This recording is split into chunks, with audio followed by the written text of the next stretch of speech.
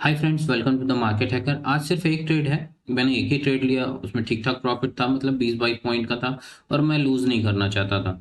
तो लूज़ नहीं करना चाहता तो मैंने नेक्स्ट ट्रेड नहीं लिया। चलो दिखाता हूँ इसमें क्या कहानी थी। ये ट्रेड जो मेरा एग्जीक्यूशन है, 130 पे मैंने बाय किया है और 152 पे मैंने बेचा है। मतलब लगभग 22 पॉइंट का गेन है यहाँ पे। आपको एक बार रिफ्रेश करके दिखा देता हूँ पोजीशंस, जस्ट फॉर एश्योरिटी कि लाइव आज का है।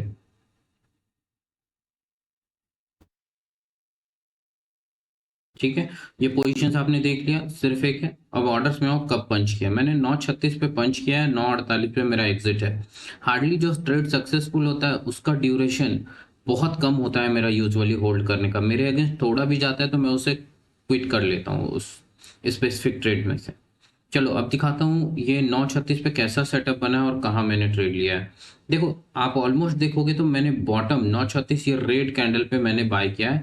रेड कैंडल पे बाय करने का पर्पस लॉजिक तो अभी मैं समझाऊंगा, बट देखो, जब भी आप बॉटम किसी भागे हुए चीजों को ना पकड़ो, करेक्शन के बाद पकड़ो, तो फायदा क्या होता है। जैसे मैंने ये जब ग्रीन कैंडल बन गया उसके बाद थोड़ा करेक्शन आने के बाद इन बिटवीन कहीं मैंने खरीदा है।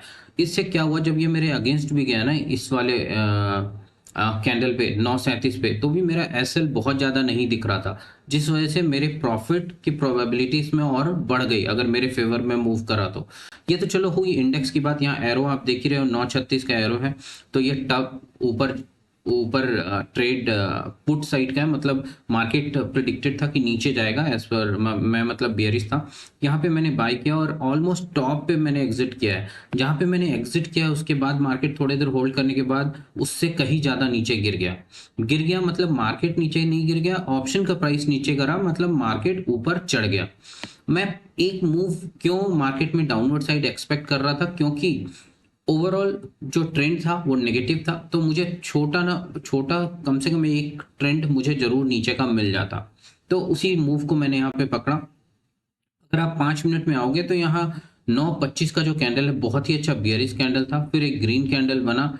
और उसके बाद ये जो कैंडल है 9:35 वाला, ये इस कैंडल के नीचे आता है तो मेरा एक एश्योरिटी यहाँ पे हो जाता है कि ईएमए को टच करके और इस बियरिश कैंडल को नीचे ब्रेक कर रहा है। ये तीनों का कॉम्बिनेशन। फिर अगर मैं 1 मिनट टाइम फ्रेम में देखूं तो 9:36 पे कौन सा कैंडल है?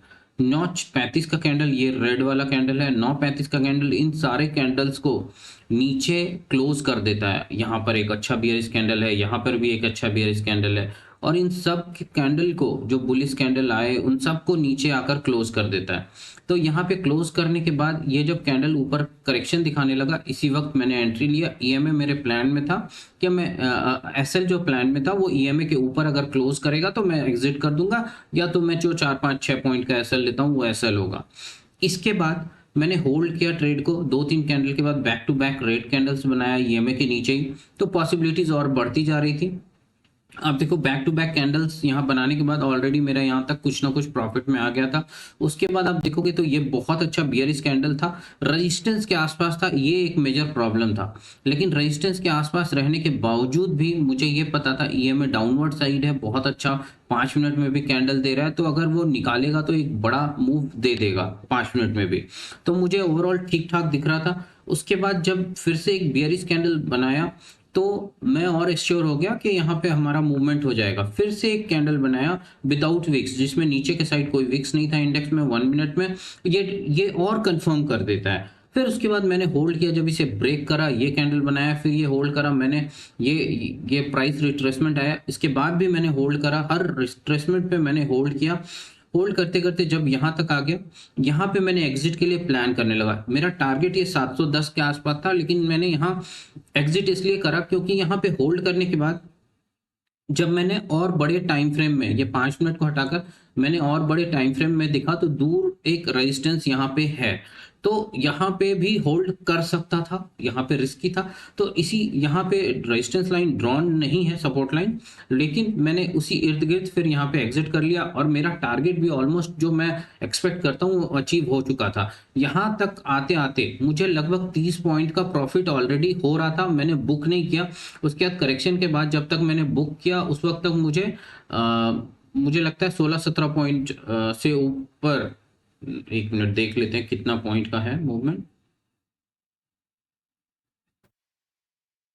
22 पॉइंट से ऊपर ही है, 22 पॉइंट के आसपास का प्रॉफिट बुक करा। ऐसे ही लर्निंग वीडियोस के लिए मेरे इस चैनल को सब्सक्राइब करें। Thanks for watching.